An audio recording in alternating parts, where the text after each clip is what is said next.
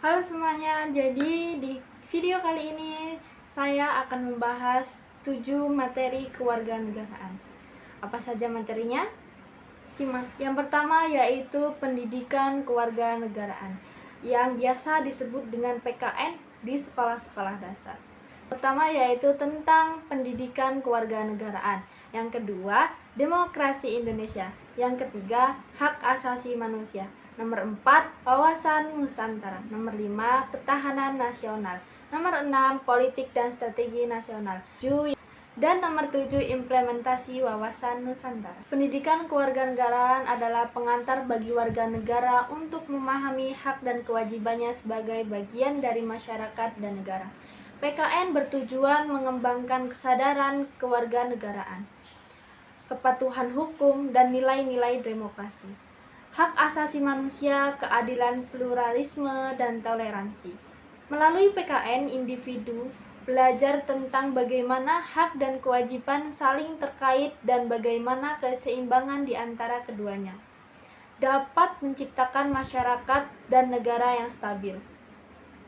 Hak warga negara adalah segala sesuatu yang harus diterima dan dinikmati oleh setiap warga negara, yang dilindungi oleh hukum dan tidak dapat dirampas oleh pihak lain. Kewajiban warga negara adalah tindakan atau tanggung jawab yang harus dilaksanakan oleh warga negara terhadap negara dan masyarakat untuk menjaga ketertiban dan kesejahteraan bersama. Hak warga negara Indonesia adalah yaitu hak atas pekerjaan dan penghidupan yang layak. Tiap warga negara berhak atas pekerjaan dan penghidupan yang layak bagi kemanusiaan. Dan juga hak untuk hidup dan mempertahankan kehidupan. Setiap orang berhak untuk hidup serta berhak mempertahankan hidup dan kehidupannya. Hak untuk membentuk keluarga dan melanjutkan keturunan melalui perkawinan yang sah. Pasal 28B ayat 1 dan masih banyak lagi. Yang kedua yaitu demokrasi Indonesia. Demokrasi Indonesia adalah sistem pemerintahan di mana kekuasaan tertinggi berada di tangan rakyat dan dijalankan melalui perwakilan yang dipilih dalam pemilihan umum. Sistem ini didasarkan pada prinsip kedaulatan rakyat dan pemisahan kekuasaan antara legislatif, eksekutif, dan yudikatif. Indonesia menganut demokrasi Pancasila, yang berarti sistem demokrasi yang sesuai dengan nilai-nilai dan prinsip-prinsip Pancasila, yang merupakan dasar negara Indonesia. Pelaksanaan demokrasi di Indonesia masih dihadapkan pada berbagai tantangan dan hambatan, seperti politik uang, korupsi, dan ketidakadilan lain. Oleh karena itu, pendidikan demokrasi dan partisipasi masyarakat dalam demokrasi sangat penting untuk memperkuat demokrasi di Indonesia.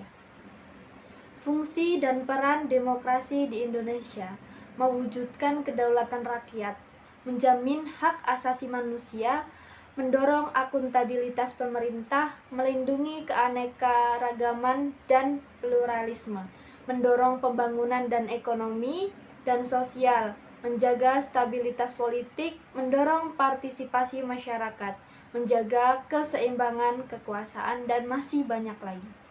Yang nomor 3 yaitu hak asasi manusia. Hak asasi manusia adalah hak-hak dasar yang melekat pada setiap manusia sejak lahir dan tidak dapat dicabut oleh siapapun, termasuk negara.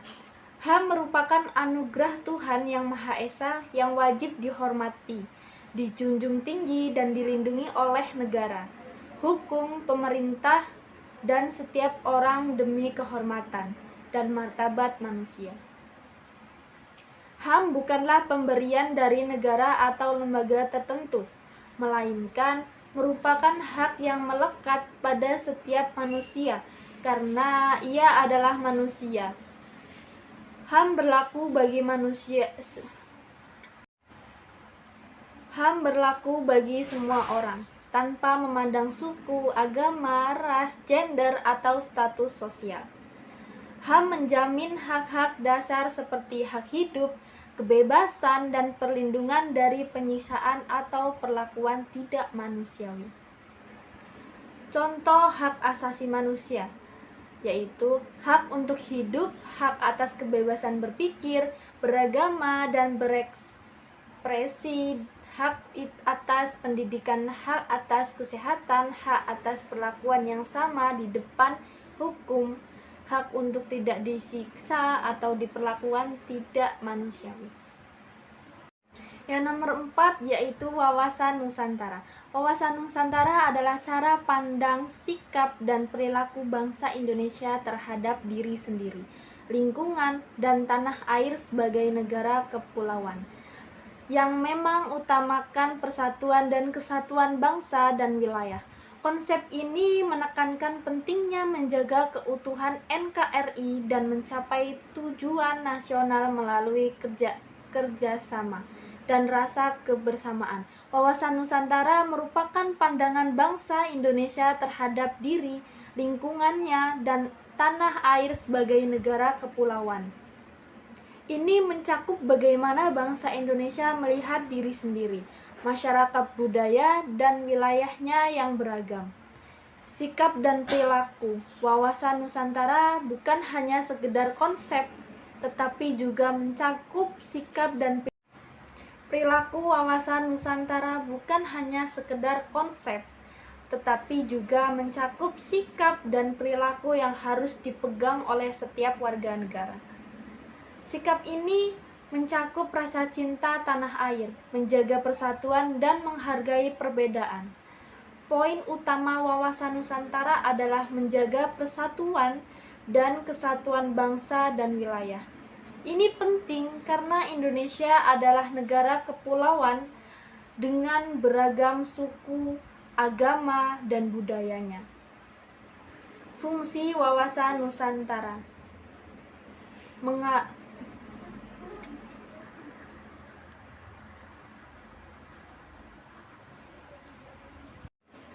Fungsi wawasan Nusantara mengarahkan dan memperkuat persatuan, menjaga kesatuan NKRI, membantu mewujudkan tujuan nasional, dan masih banyak lainnya. Yang nomor 5 adalah ketahanan nasional. Ketahanan nasional adalah kondisi dinamis suatu bangsa yang mengandung keuletan dan ketangguhan untuk menghadapi dan mengatasi segala macam ancaman, tantangan, hambatan, dan gangguan baik dari dalam maupun luar negeri. Ini mencakup kemampuan mengembangkan kekuatan nasional untuk menjamin kelangsungan hidup bangsa dan negara dalam mencapai tujuan nasional. Bangsa Indonesia harus memiliki kemampuan untuk menghadapi berbagai tantangan, baik internal maupun eksternal, dengan tetap mempertahankan identitas dan integrasi bangsa. Ketahanan nasional tidak hanya tentang bertahan, tetapi juga tentang mengembangkan potensi. Ketahanan nasional tidak hanya tentang bertahan, tetapi juga tentang mengembangkan potensi nasional di berbagai bidang, seperti ideologi politik, ekonomi sosial, budaya, dan pertahanan.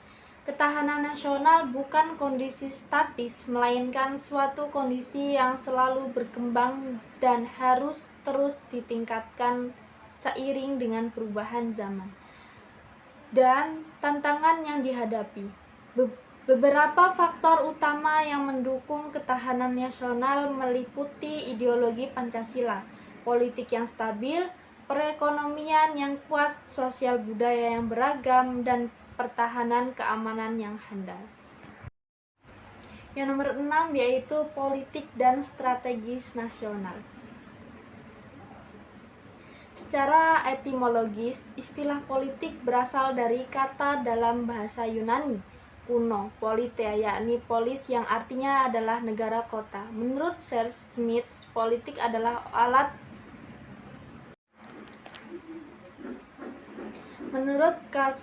politik adalah alat untuk membedakan antara kawan dan lawan, Menurutnya, hubungan kawan dan lawan inilah yang menjadi esensi politik. F. Ilmu politik ke dalam 3 golongan, yaitu pendefinisi secara institusional, mempelajari lembaga-lembaga politik, pendefinisian secara fungsional, didampingi mempelajari lembaga-lembaga politik, juga dipelajari fungsi-fungsi lembaga politik tersebut. Pendefinisian secara menekan politik, yakni kekuasaan power sebagai objek sistem politik, merupakan rangkaian cara dalam mencapai suatu tujuan yang melingkupi bidang politik.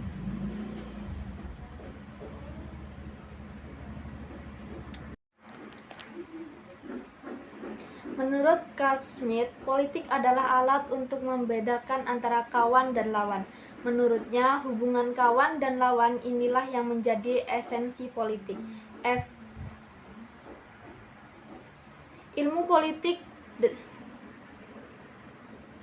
politik ke dalam 3 golongan, yaitu pendefinisi secara institusional, mempelajari lembaga-lembaga politik, pendefinisian secara fungsional, didampingi mempelajari lembaga-lembaga politik, juga dipelajari fungsi-fungsi lembaga politik tersebut.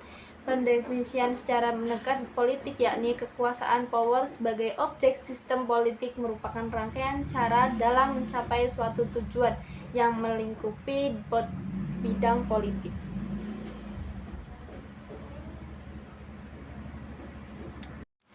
Secara fungsional, di samping mempelajari lembaga-lembaga politik, juga dipelajari fungsi-fungsi lembaga politik tersebut. Pendefinisian secara hakikat politik, yakni kekuasaan power sebagai objek sistem politik, merupakan rangkaian cara dalam mencapai suatu tujuan yang melingkupi bidang politik, termasuk lembaga-lembaga yang berfungsi di bidang politik yang keberadaannya berhubungan dengan masalah politik, kondisi atau kehidupan kenegaraan. Sistem politik meliputi segenap kegiatan yang menentukan kebijakan bagaimana sasaran itu ingin dicapai, sehingga ada sebagai pendekatan yang perlu diperhatikan. Strategi berasal dari bahasa Yunani strategia, yang diartikan sebagai the art of the original, seni orang panglima yang biasanya digunakan dalam peperangan.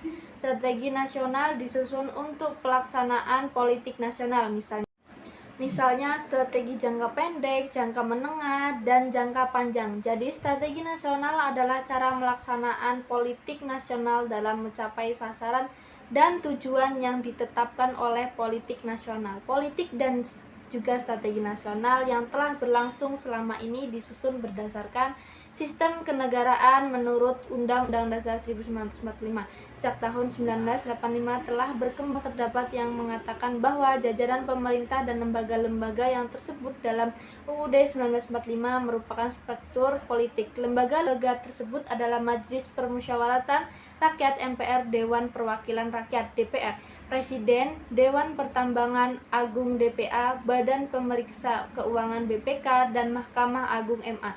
Sedangkan badan-badan yang cangkup peranta politiknya yang ada dalam masyarakat seperti partai politik, organisasi kemasyarakatan, media massa, kelompok kepentingan, dan kelompok penekan disebut infrastruktur politik. Dalam hal ini, struktur dan infrastruktur politik harus dapat bekerja sama dengan memiliki kekuatan yang seimbang. Nomor 7 yaitu implementasi wawasan Nusantara. Adalah penerapan visi bangsa Indonesia tentang diri dan lingkungannya dengan fokus pada persatuan dan kesatuan bangsa. Implementasi ini mencakup berbagai aspek kehidupan, mulai dari politik, ekonomi, sosial, budaya, sehingga pertahanan dan keamanan, dengan tujuan mengedepankan kepentingan bangsa dan negara di atas segalanya. Wawasan Nusantara bukan hanya sekedar konsep teoritis, tetapi juga merupakan cara pandang dan tindakan yang harus diterapkan dalam kehidupan sehari-hari. Implementasi ini bertujuan untuk mewujudkan persatuan dan kesatuan, memperkuat nasionalisme, mencegah konflik. Implementasi dalam kehidupan sehari-hari yaitu pola pikir mengutamakan kepentingan bangsa di atas segalanya. bersikap menjaga persatuan dan kesatuan, menghormati perbedaan, dan memiliki rasa tanggung jawab terhadap bangsa. Tindakan mengikuti perayaan Hari Kemerdekaan, berpartisipasi dalam pemilu, menghormati lambang negara, dan menjaga budaya lokal. Itu saja yang bisa saya sampaikan pada video kali ini. Semoga bermanfaat. Bye-bye semua.